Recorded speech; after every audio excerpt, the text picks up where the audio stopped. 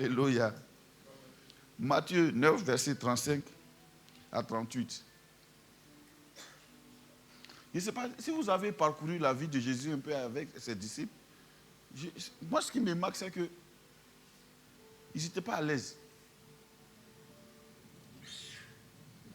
Ils n'étaient pas vraiment à l'aise, selon nous, notre mot.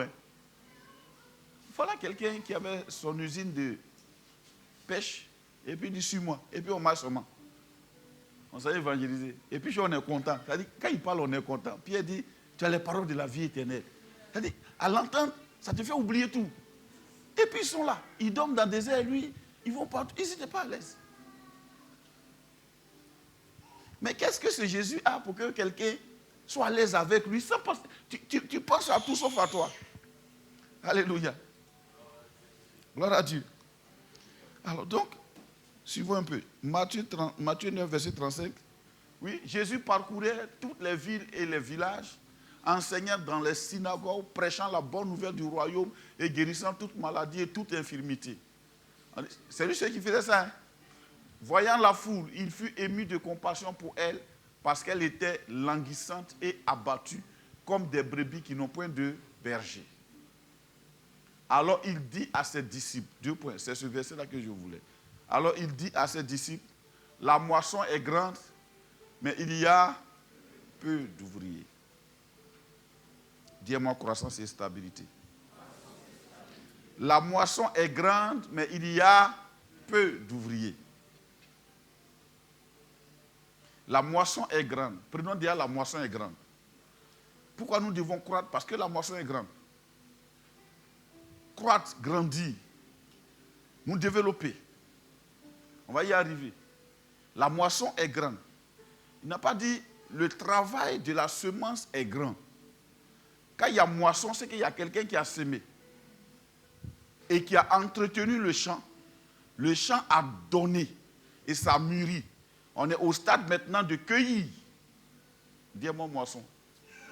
Bon, qui a semé ça, il ne sait pas. Mais c'est le Père lui-même qui a semé. Il a semé dans les cœurs des gens. Aujourd'hui où nous parlons, il y a des gens qui sont disponibles, dont les oreilles attendent une parole de l'évangile pour être sauvés. Alléluia.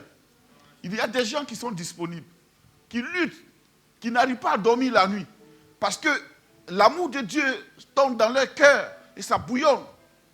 Ils attendent une bouche qui va leur dire, mon frère, c'est toi que j'ai cherché. Jésus t'aime, viens à lui. Il te pardonne tous tes péchés. La moisson est grande. Mais il y a peu d'ouvriers. Dis avec moi, ouvrier. Dis avec moi, ouvrier. Il y a peu d'ouvriers. Alléluia. Ouvrier, c'est qui? Un ouvrier, c'est le bas de l'échelle. Il y a les ingénieurs, il y a les... Citez un peu. Il y a les agents de maîtrise. Au-dessus des ingénieurs, il y a qui? Il y a les agrégés, il y a les ingénieurs, il y a les agents de maîtrise, il y a les quoi encore?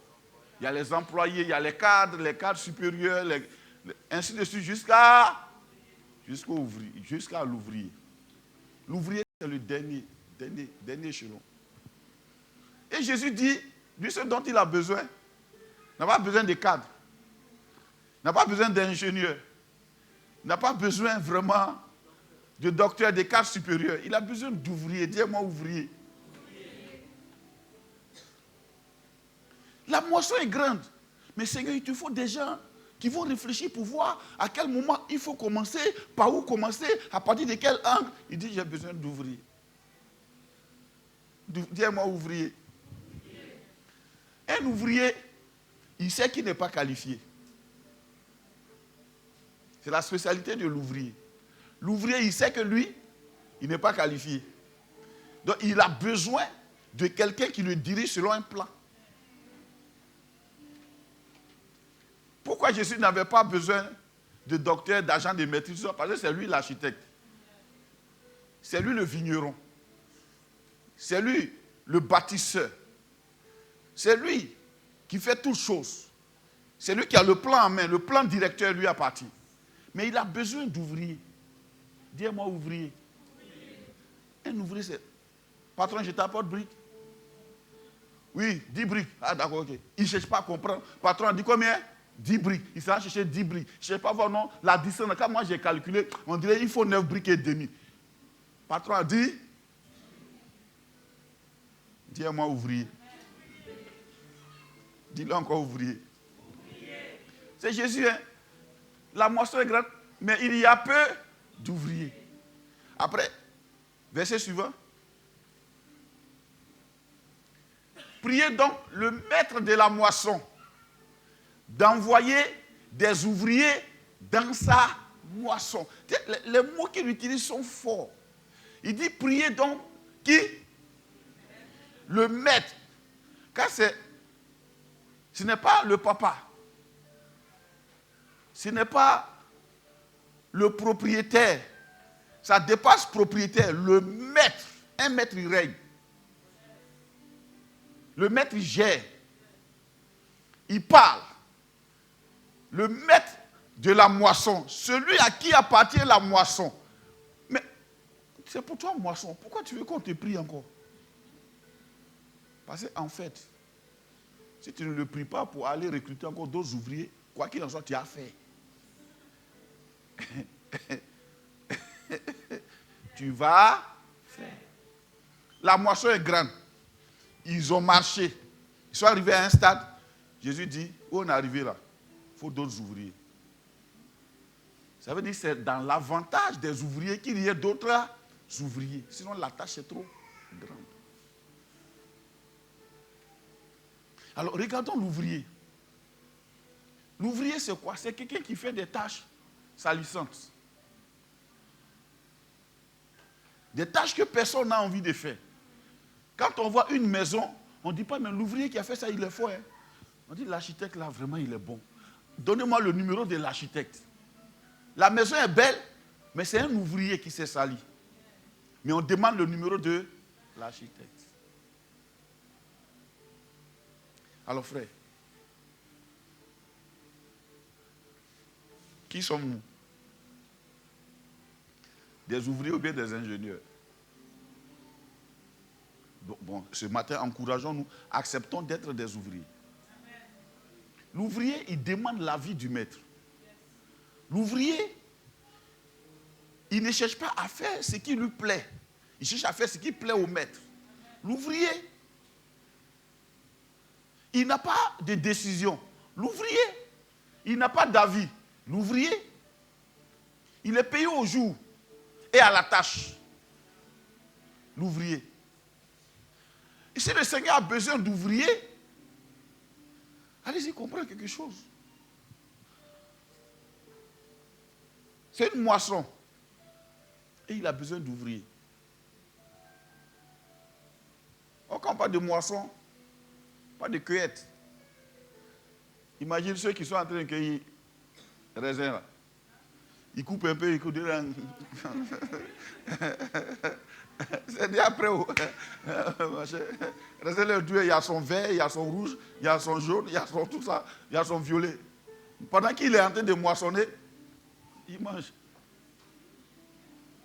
Dis-moi ouvrier. Priez le maître de la moisson d'envoyer des ouvriers dans sa moisson.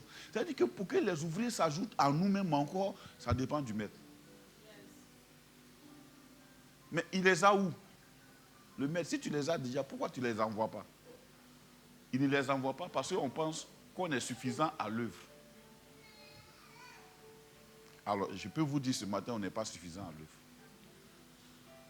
La moisson est grande, frère.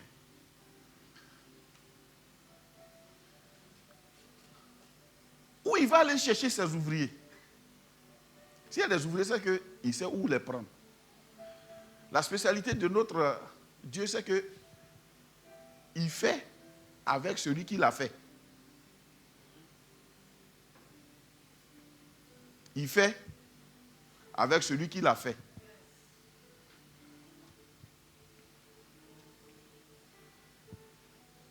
C'est-à-dire, il peut utiliser un chiffon pour faire quelque chose, mais quand il finit de faire la chose là, c'est la chose là, il l'utilise pour faire ce que lui veut. Alors comment faire pour croître? Jean 15. C'est des choses un peu... Jean 15.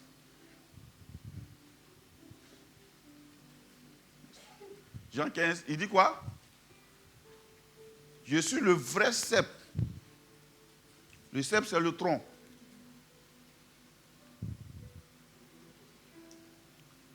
Et mon père est le vigneron. Donc le cep, c'est la vigne. Et il dit, son père est le vigneron, le propriétaire de la vigne. Oui, verset suivant. Tout sarment qui est en moi et qui ne porte pas de fruits, il le retranche.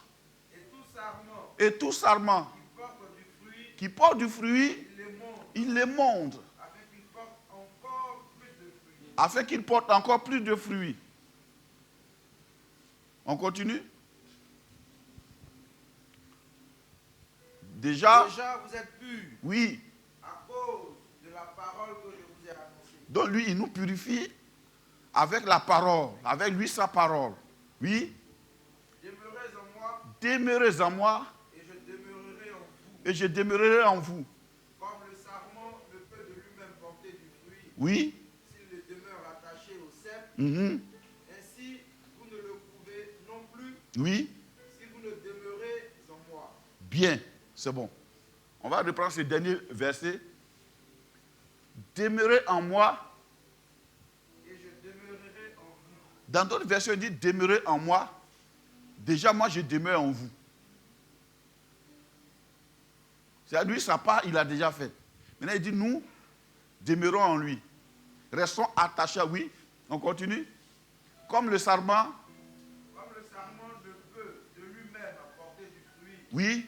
S'il ne demeure attaché au cep. Quelqu'un dit attaché au cep. Ainsi, oui. Vous ne le pouvez pas non plus. Vous ne le pouvez non plus. Vous ne le pouvez non plus. Oui. Si vous ne demeurez en moi. Bien. Comme le sarment ne peut de lui-même porter du fruit, s'il ne demeure attaché au cep. Le secret de la croissance, c'est pas l'action, c'est la disponibilité. Le fait d'être attaché au cep, c'est ta disposition. La croissance demande d'abord que la personne qui doit porter du fruit, qui doit croître, reste attachée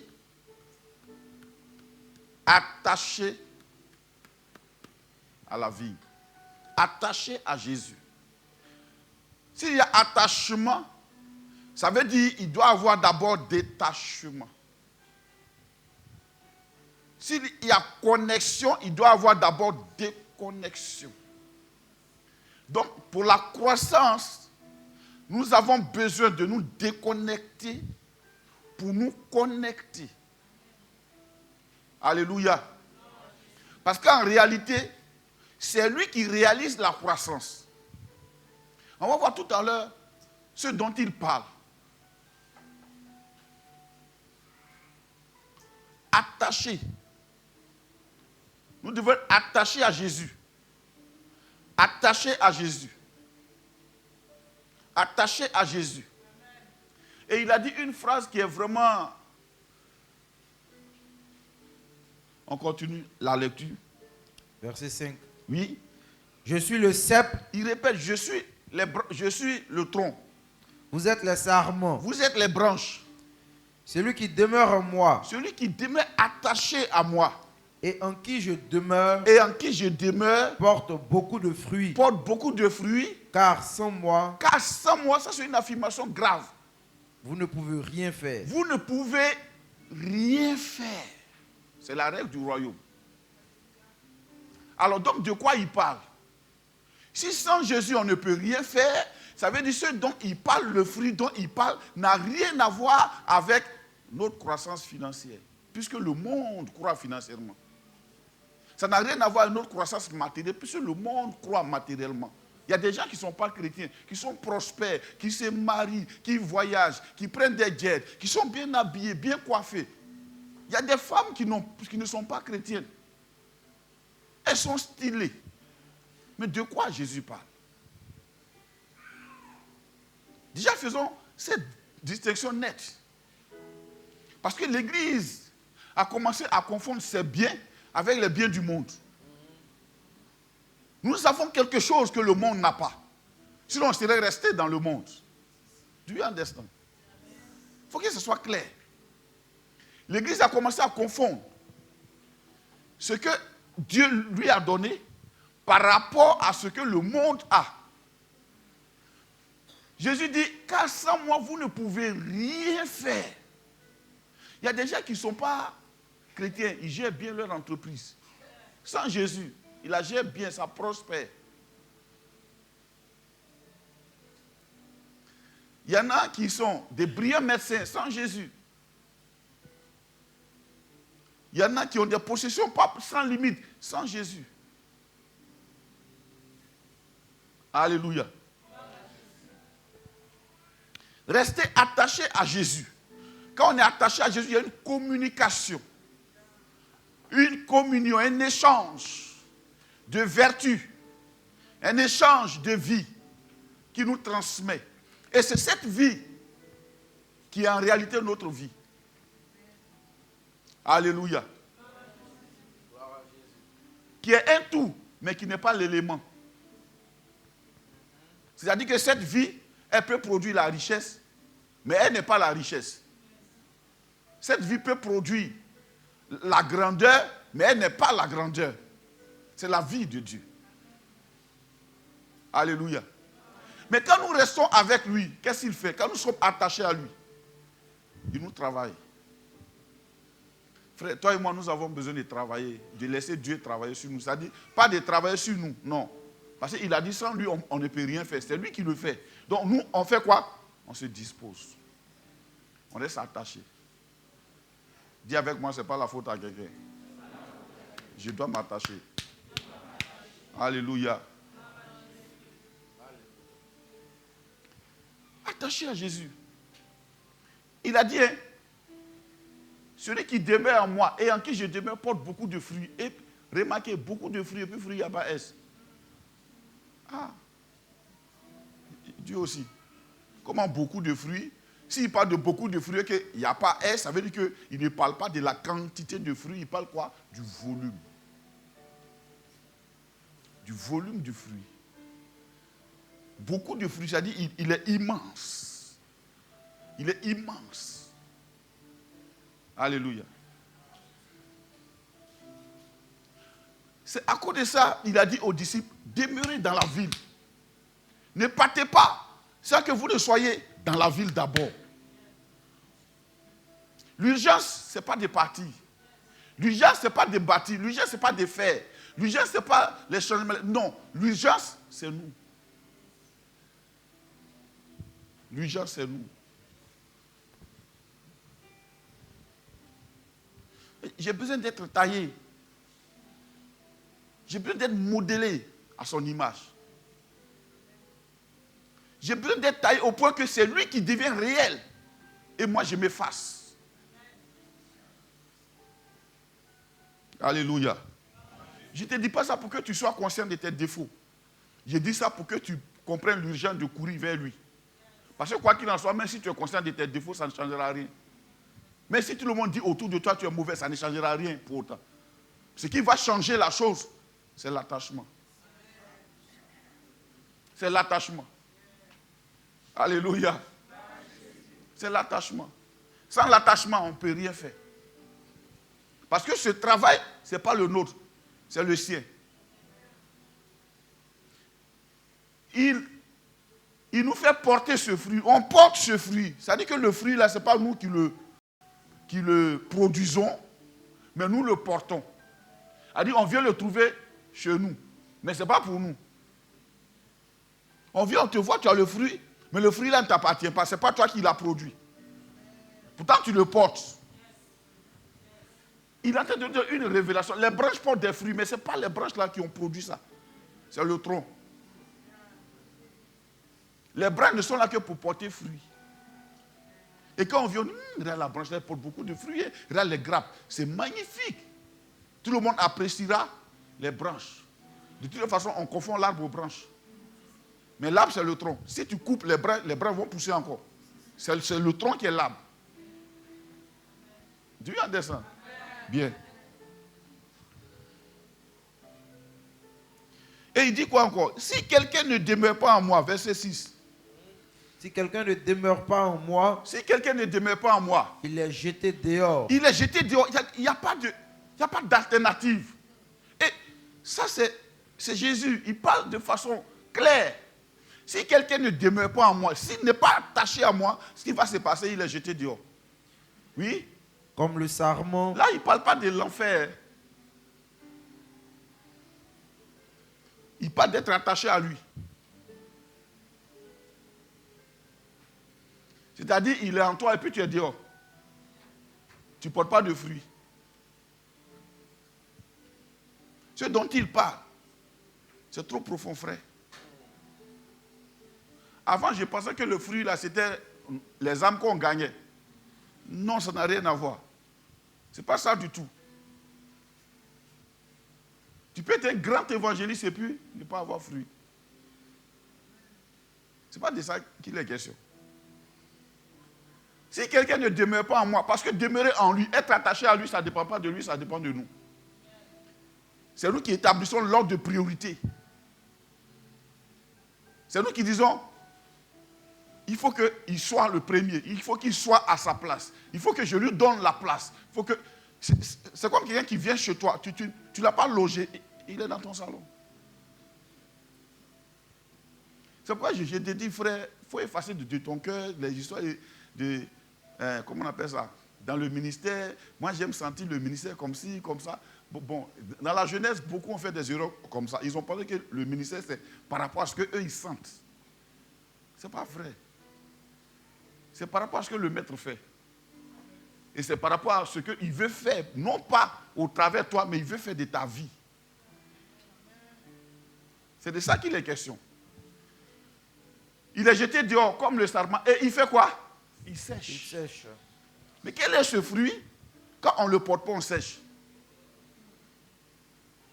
S'il n'est pas attaché à Jésus, il sèche. Puis on ramasse les sarments, on les jette au feu et il brûle. Alléluia. Verset 7. Si vous demeurez en moi. Si vous demeurez en moi, il donne la condition. Et cette condition, je peux même dire que Jésus, il est fort. Hein? Si vous demeurez en moi et que mes paroles demeurent en vous. Et que mes paroles demeurent en vous. Demandez ce que vous voudrez et cela vous sera accordé. Là, il ne parle plus de nos besoins.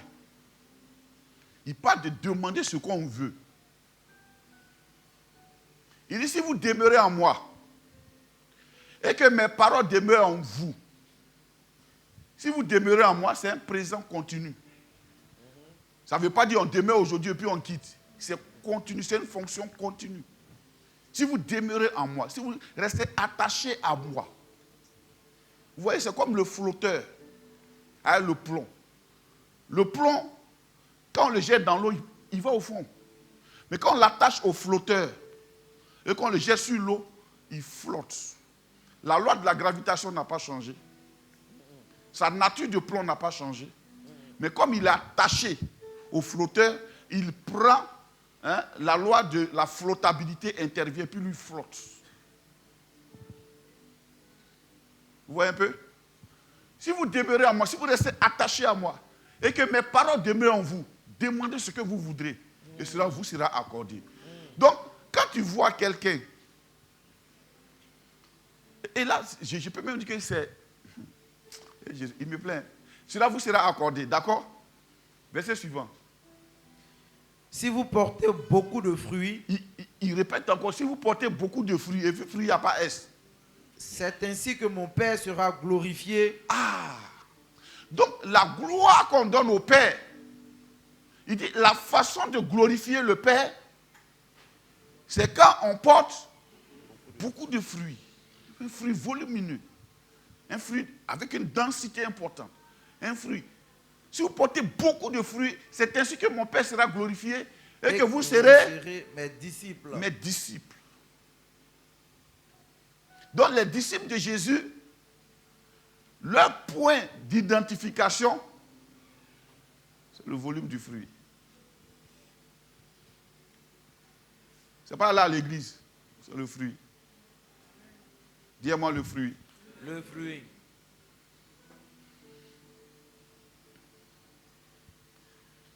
C'est ainsi que mon Père sera glorifié et que vous serez mes Disciples. Amen. Amen. Verset suivant. Comme le Père m'a aimé. C'est bon. Amen. Amen. Donc, on est déjà aimé, c'est vrai. Mais on est disciple. On doit porter fruit. Alléluia. Gloire à Dieu. On doit porter fruit. Alors, donc, le fait d'être attaché à lui, il y a un phénomène qui se passe. Quand nous sommes attachés à Jésus, c'est comme, il y a deux fonctions. Sans lui, c'est nous qui croissons en nous-mêmes. Et lui, sa fonction est en bas comme ça. Quand le jour où nous nous attachons à lui, lui, il commence à croître en nous, et puis nous, on commence à descendre. Et il prend le contrôle.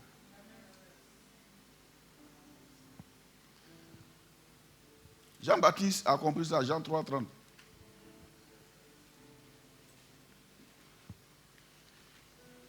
Donc la croissance dont il est question, c'est Jésus qui croit en nous. C'est Jésus qui grandit en nous. C'est Jésus. C'est Jésus qui grandit en nous. Oui? Jean 3,30. Oui. Il faut qu'il croisse. Il faut, c'est un impératif. Jean dit, il faut que Jésus croisse. Et que je diminue. Et que moi, je diminue. Dis avec moi, je dois diminuer. Frère, ce n'est pas un choix. C'est un impératif. Moi, je dois diminuer. Et pour diminuer, il n'y a pas deux solutions. Il n'a pas dit faire des efforts, grincer des dents. Il faut te concentrer pour dire, en tout cas, je n'ai pas parlé, je n'ai pas parlé, je n'ai pas parlé, je n'ai pas parlé, je n'ai pas parlé.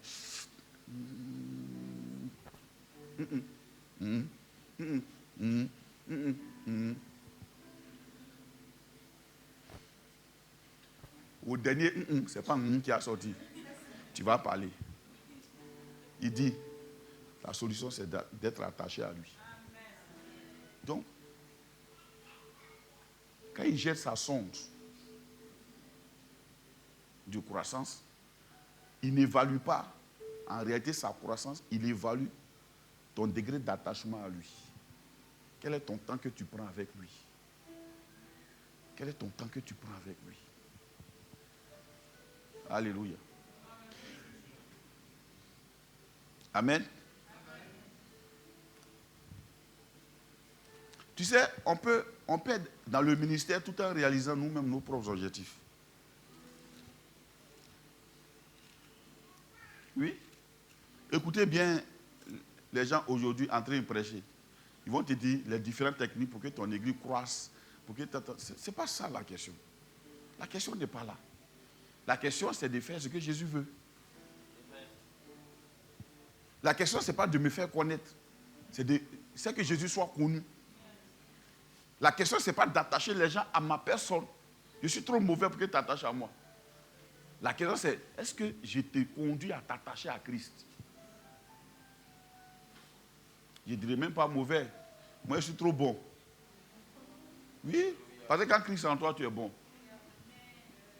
Le mauvais ne peut pas trop s'attacher à toi. Il faut t'attacher à Jésus. Amen. Il sait monitorer les gens. Il sait gérer les situations. Donc,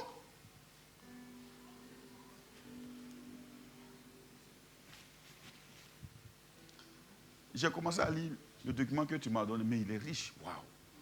Alléluia. J'ai pris un verset dedans. Ça m'a travaillé depuis Dalois. En fait, j'ai compris qu'en fait, en réalité, là, non, ce n'est pas ce qu'on pense, c'est pas ça. Dieu, il est fort. Hein? Donc, il faut qu'il croisse.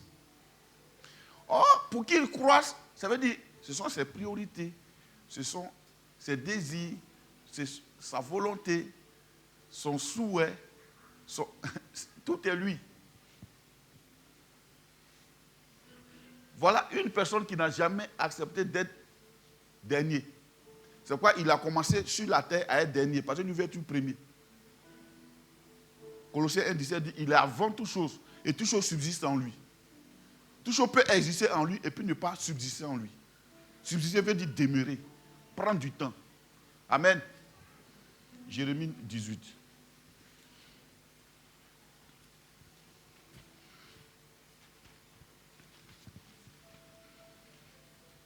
Jérémie 18. Frère, j'ai lutté contre moi-même, je n'ai pas réussi. Donc, je me suis laissé entre les mains du Seigneur. Donc ce soir, c'est un exercice qu'on fait. Il faut te laisser Dieu faire. Aie seulement le temps pour lui. Tout ton moi, là, ça va disparaître.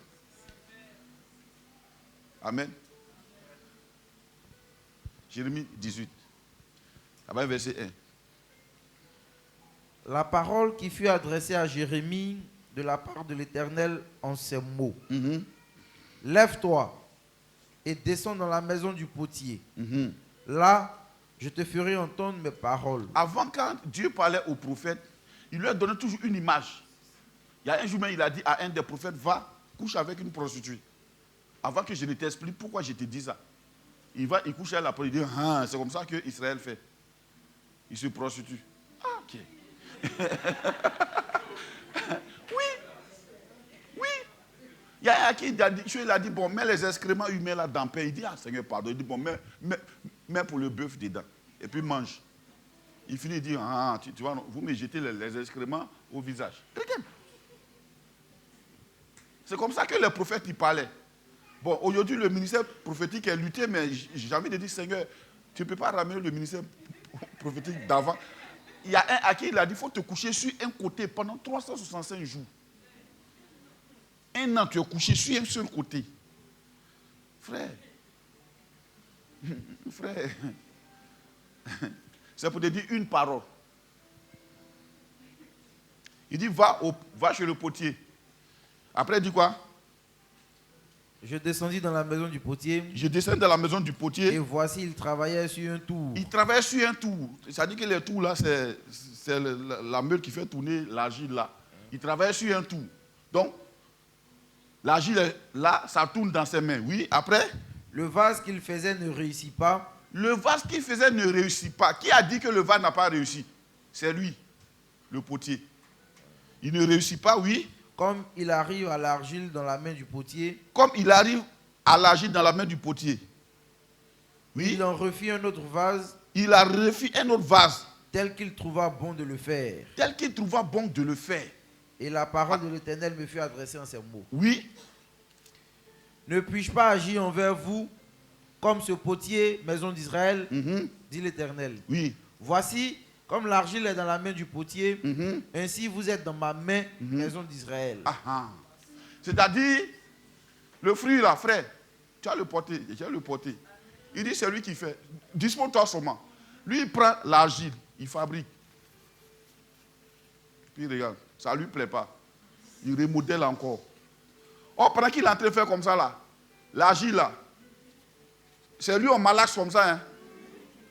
Il te malaxe. Il te malaxe. Puis il te donne la forme qu'il veut. Il appuie ici. Il appuie là. Il appuie ici. Il appuie là. La seule chose que l'argile avait à faire, c'est d'être là, présent. Il dit, c'est comme ça, lui, il travaille avec nous. Quand tu deviens chrétien net, lui, son travail a commencé. Tu es sur une tour. Tu donnes la forme qu'il veut. Tu vois, même, il peut finir comme ça. Quelqu'un peut crier waouh, il dit non, moi, ça ne me plaît pas. Et puis, casse. Alléluia. Donc, souvent, en marchant, faisons attention. Parce que de temps en temps, ce qu'on peut apprécier, waouh, le gars peut casser ça. Il dit, c'est comme ça, lui, il travaille avec nous. Amen. Donc, toi et moi, nous sommes l'argile entre ses mains. Ce n'est pas ton voisin, hein. C'est toi. C'est lui, il te donne la forme qu'il veut. Tranquille, au calme. C'est-à-dire, voilà quelqu'un, il prend et puis il fait. Lui-même, il fait un pot. Et puis après, ok. Il dit, voici comme l'argile est dans la main du potier, ainsi vous êtes dans ma main, maison d'Israël. Il dit, ne puis-je pas agir envers vous comme ce potier, maison d'Israël, dit l'Éternel. Voici comme l'argile est dans... Non, c'est pas là-bas, attends. La partie là. Il en fit un autre vase, tel qu'il trouva bon de le faire. Tel qu'il trouva bon de le faire. Il fit un autre vase, tel qu'il trouva bon de le faire. C'est lui qui évalue si ce que tu es là, ça lui plaît ou pas. Ton pasteur que Jésus peut dire, ah, tu es bien, oh, ma fille, mon fils, tu es bien. C'est tout ce que les gens cherchent. Et puis, lui va te prendre.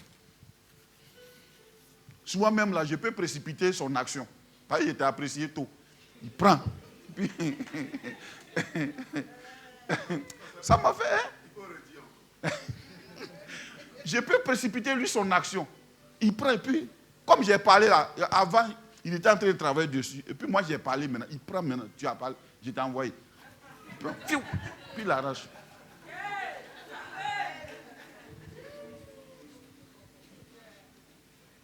Et puis dans la forme qui lui plaît à lui. Ça m'a aidé, frère. Parce qu'il y a des situations souvent tu ne comprends pas. Tu dis, ah, tchou, c'est comment? Ah. Non, tu es dans ma main, mon frère. Tu donnes la forme que moi je veux.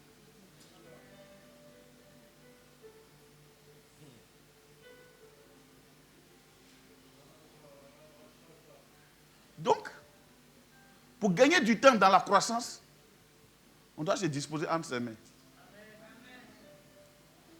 Ça va nous aider. Ça va nous aider.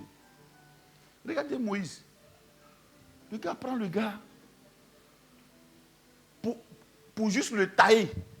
Il lui fait commettre un crime. Le gars est présent, Dieu est là. Puis Moïse commet un crime. Il devient wanted. Quelle est cette colère qui est montée en lui pour aller tuer un Égyptien, alors que lui-même, il est conscient maintenant qu'il a appris selon sa mère Jochebed qu'il n'est pas égyptien. Et il est sûr que la cour royale aussi est au courant qu'il n'est pas égyptien. Voilà pourquoi il n'est pas devenu le roi. Mais déjà, toi-même, tu sais que tu n'es plus le privilégié. Papa, le vieux papa qui t'a adopté est en train de mourir. Il s'est tué un Égyptien. Et il a pensé qu'en tuant l'Égyptien, les Hébreux, je suis allé dire, ah, voilà un gars vraiment qui est dans la cour, mais qui nous défend. Un autre jour, deux Hébreux sont en train de se battre, et puis il vient jouer les médiateurs. Mais non, mais ne vous battez pas, c'est des frères qui t'établissent sur nous. Tu penses qu'on n'est pas au courant? C'est pas toi qui as tué l'Égyptien là. Il a oublié de prendre la fuite.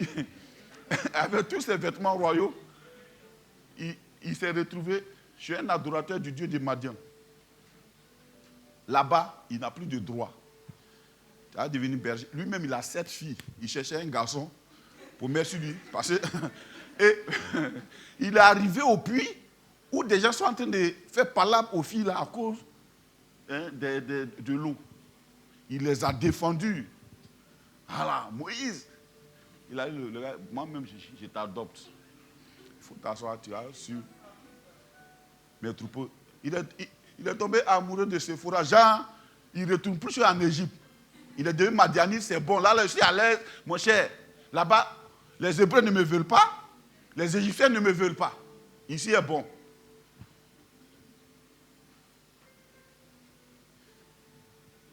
Pour pouvoir le faire berger d'un troupeau d'êtres humains, Dieu a commencé d'abord par faire de lui berger d'un troupeau de moutons. Le mouton est bête, il ne parle pas. Il va où toi-même tu ne veux pas. C'est là où il y a danger qu'il court. Et puis il a l'obligation de rendre compte de la vie de chaque brebis.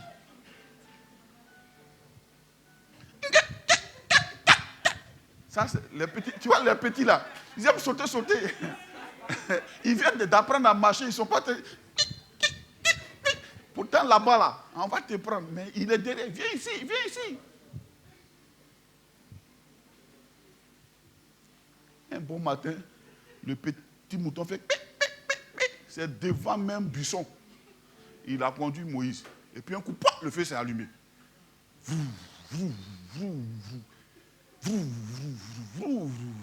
Tu sais, quand tu n'as plus de droit, tout change.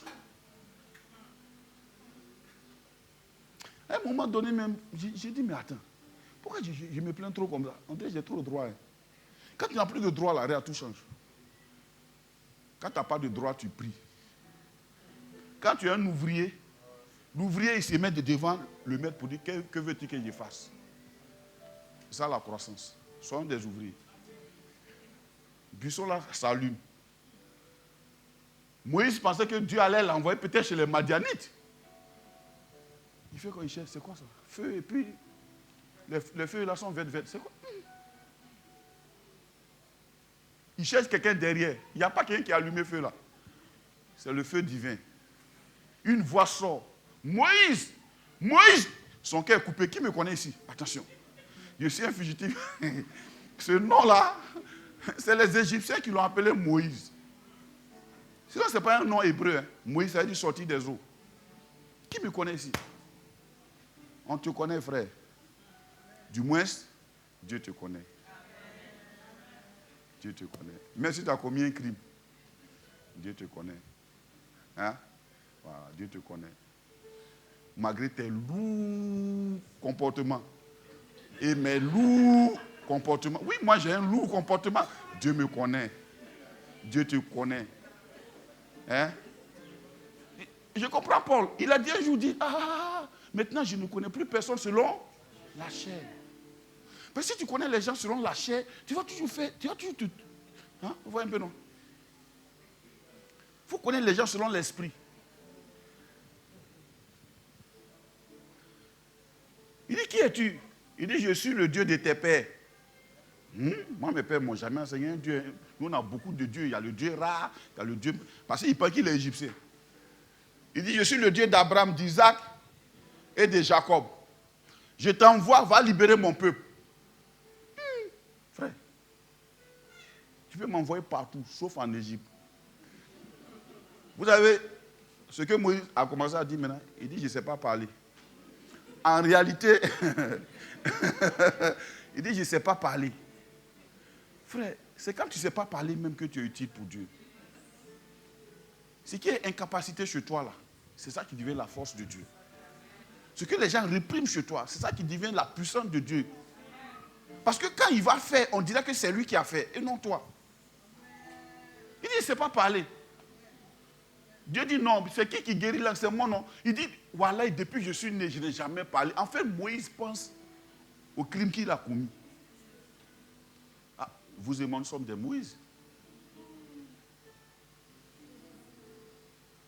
Nous sommes des Moïse, frère. On est là parce que Dieu le veut. Sinon, frère, si on jette la sonde de la loi, qui est apte? Personne. Personne. C'est pourquoi on doit s'armer de grâce. Il a lutté. Dieu dit, tu vas aller là-bas. Il arrive là-bas même, il jette. Dieu dit, bon, ok, on va faire un petit truc. Jette ton truc. Son bois est devenu bâton.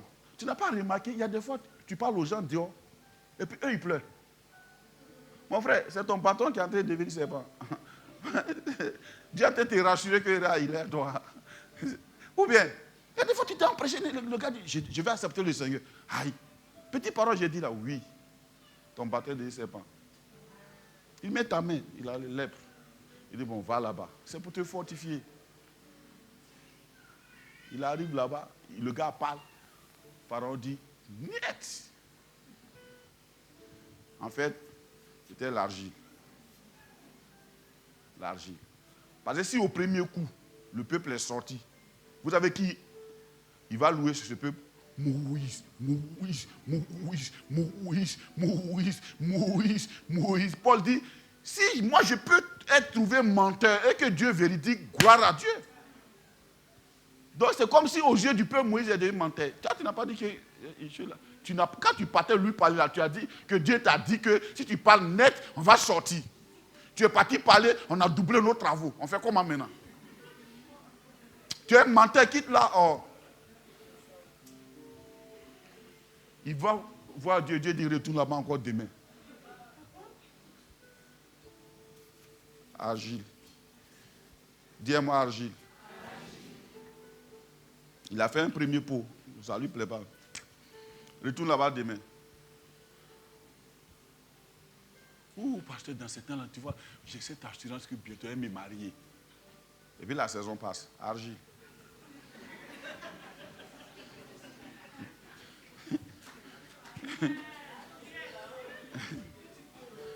Argile. Dès que tu rentres ici, oh, la soeur après toi. 3 mois après, rien, argile. Retourne là-bas. Il parle encore. Première plaie, deuxième plaie, troisième, jusqu'à 10e plaie. Tout ça pour apprendre à Moïse la persévérance. Il devait travailler sur lui. La persévérance. Quand toi et moi, ce que nous attendons ne vient pas, on fait comment? Est-ce qu'on a toujours confiance en Dieu? Quand tout semble noir, est-ce qu'on a toujours confiance en Dieu?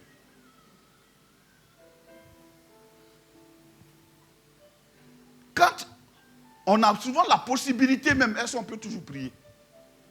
Parce que quelquefois, quand on pense que c'est quand l'épreuve est trop forte qu'on n'arrive pas à prier. C'est le contraire souvent. C'est quand on est dans temps d'abondance, même, souvent même on ne prie plus. Oh non, c'est quoi? C'est pour ça? Non, on fait là, tac, tac, tac, tac, tac, pas. Non, ça c'est rien. On fait comme tac, tac, tac, tac, tac, tac. Alléluia. Gloire à Jésus. Voilà pourquoi depuis que tu as commencé à travailler, tu ne pries plus. Tu comptes les jours pour que le mois finisse. Puisque le salaire va tomber. Tu ne dépends plus de Dieu, tu dépends du salaire, de la fin du mois. Au Dieu le quoi, mais au Dieu le 21. Dans au moins 5 jours comme ça, ils vont faire les virements. On va rentrer en ordre. Voilà, ça a sorti dans la semaine. Vraiment, Dieu est bon. Il est bon de louer Dieu. Alléluia. Il est bon de louer Dieu. Ce n'est pas Dieu que tu loues, c'est le moi que tu loues. Alléluia. Vous voyez, quand tu ne travaillais pas, tu espérais. Tu croyais. Tu te disais non, Dieu est vivant, il est bon, il est grand. Tu as commencé à travailler, le mois est devenu grand. Et je vous dis, frère, il prend comme ça et puis il façonne. Je prends un exemple qui arrive la plupart du temps à tous les travailleurs. Quand il commence à travailler, c'est là qu'il devient intelligent pour dire, il faut que je souscrive à tel contrat de retraite d'ici 30 ans. Il faut que je prépare ma retraite. Il faut que je souscrive à la scolarité de mes enfants. Pourtant, avant, ils vivaient par la foi. Qu'est-ce qui a fait ça? Pourquoi tu fais ça? Pour la simple raison que tu n'as plus besoin de prier. Tu n'as plus le temps pour te mettre devant lui. Donc, tu deviens maintenant comme les gens de dehors. Eux, ils souscrivent à des contrats d'assurance à n'en point fini. Union africaine. Ils sont à ta porte. Et ils savent, quand tu as commencé à travailler, ils savent aussi que tu es un novice. Ils viennent, ils t'expliquent. Non, tu sais, pour les études de tes enfants, l'enfant n'est pas né. Est-ce que tu sais ce que l'enfant va manger? Il y a des enfants, ils naissent, on dit, il ne doit pas boire l'eau de robinet. Tu n'as pas encore préparé ça. Tu es en train de préparer son bac. Quand c'est comme ça, Dieu dit, je dois travailler encore.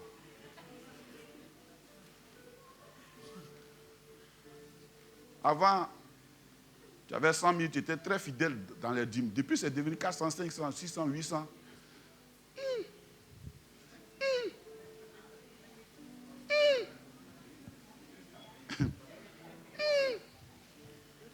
C'est pourquoi c'est bon d'adorer Dieu avec l'expérience. J'ai aimé ça, moi j'ai pris ça en tout cas.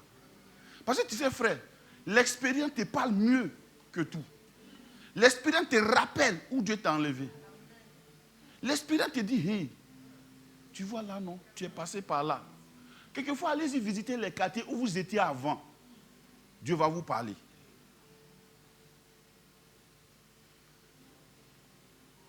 L'argile. Qui peut te dire non? À un moment donné, Dieu est obligé de ne pas aller dans le discours, il est obligé de te prendre. Argile.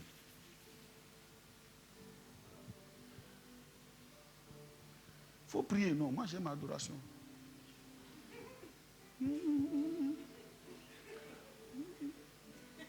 Aujourd'hui, vous n'avez pas vu? Lis la Bible, non. Oh, c'est quand tu lis la Bible que Dieu te donne le vocabulaire d'adorer. Demandez à l'homme de Dieu. Comment lui lit la Bible? Demandez. Vous avez vu sa Bible, non? C'est volumineux comme ça. Non? Si il a toute cette voix, il a besoin de Bible encore. Parce que ce qu'il chante là, ça sort de là. Est-ce que vous voyez un peu? Demandez-lui. C'était un ingénieur informaticien. C'est ça, non? Ah, d'accord. Technicien supérieur. Il préparait son diplôme d'ingénieur. Il a commencé à travailler. Dieu dit, bon, viens.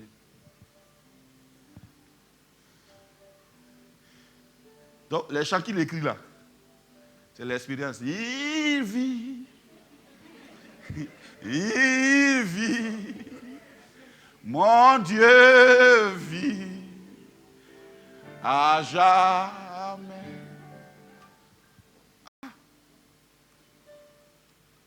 Quelquefois, Dieu, il fait ça.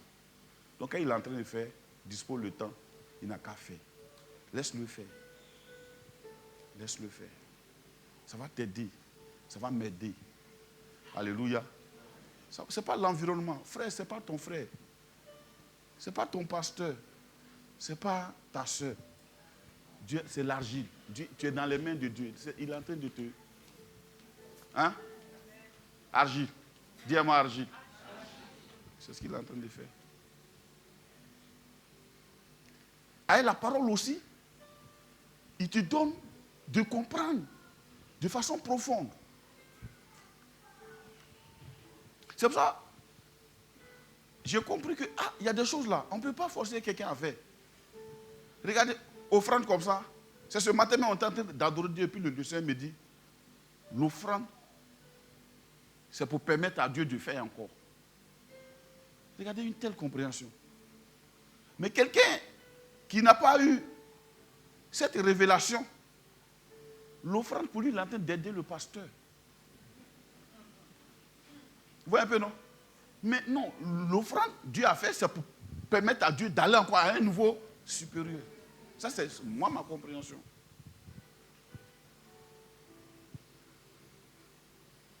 Je peux rendre témoignage des choses comme ça.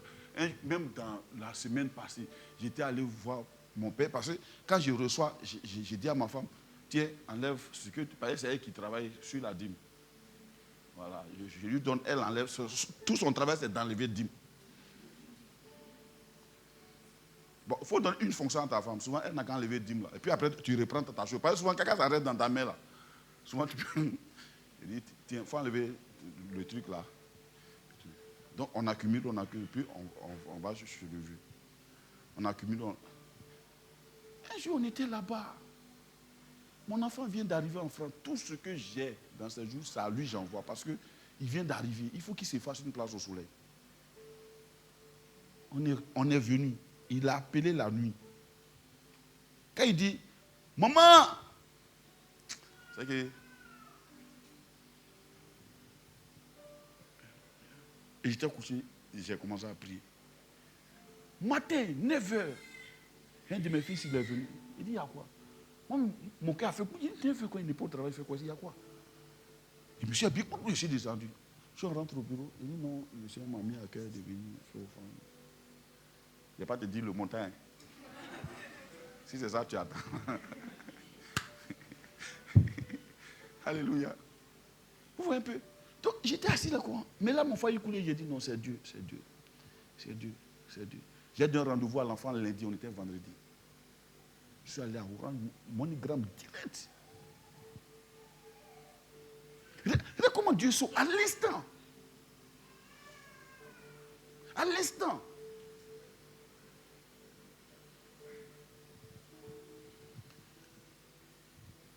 Mais,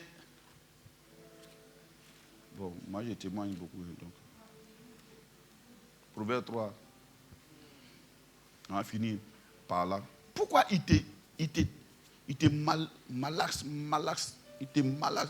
a malaxé Joseph? Parce que la grandeur là, il faut qu'il te malaxe. En fait, il ne te malaxe pas pour te faire du mal. Comme à cause de la grandeur, il a oublié de te malaxer. Vous voyez un peu, non? Il a oublié de te malaxer à cause de la grandeur. Proverbe 3. Oui. Verset 1. Verset 5. Confie-toi en l'Éternel de tout ton cœur et ne t'appuie pas sur ta sagesse. Reconnais-le dans toutes tes voies et il aplanira tes sentiers. On a appris ce verset par cœur dans la formation des disciples. N'est-ce pas?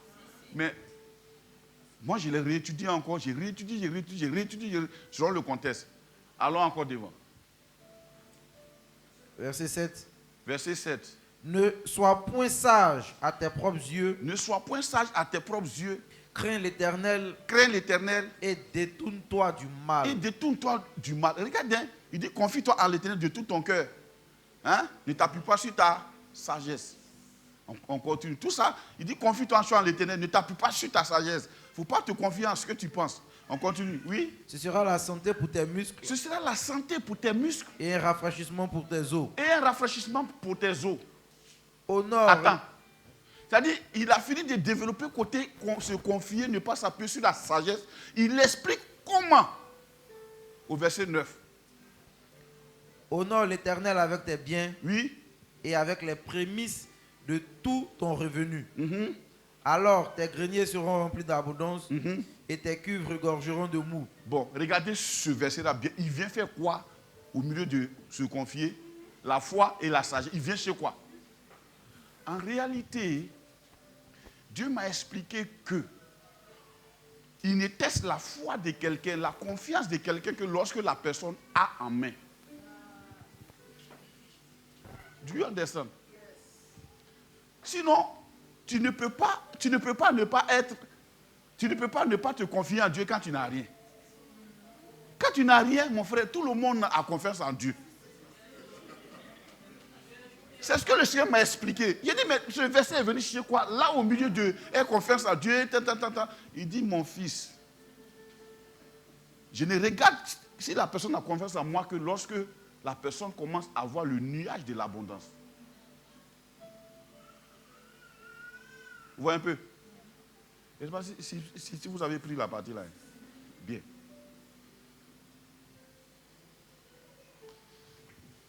Et effectivement, j'ai dit, mais c'est vrai. Regarde, quand tu sors d'un guichet automatique, tu es trop intelligent. Et je vois, c'est comment tu marches même. Bonjour. L'argent n'est pas bon. Hein? Bonjour.